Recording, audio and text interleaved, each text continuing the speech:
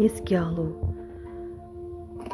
Өзің барда қасымда отағасы, күн күлімдеп, нұрымен тербелейтін, өмір жарық дүние екендігін сезінбеппін, сол шақта еркелейтін.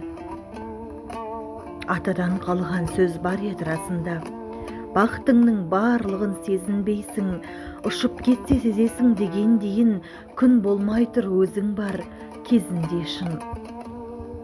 Шүкір деймін, әрине сенен қалған, ұрпақтарың бар менде, тәубе етем, дегенменен бір өзіңмен толыққанды екендігін ойласам, кейіп кетем. Бұл Алланың бұйрығы, бар ма амал? Еске аламын, іздеймін, сағынамын, көңілімнің мұң дертін жасырып мен іште ойлап қайғыға салынамын.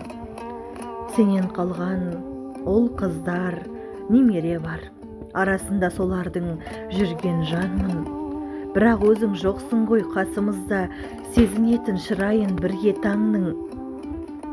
Бүгін 3 жыл келмеске кеткеніңе, шын өмірге сен көшіп жеткеніңе, ал мен болсам отырмын балаларымен көзді салып сол шақты өткеніме.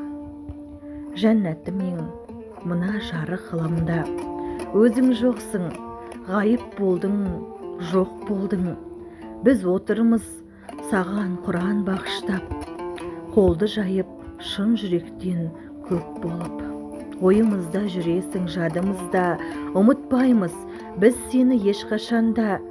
Жаның сенің жәннаттан болсын деймін, жатқан жерің жарық боп әр қашанда.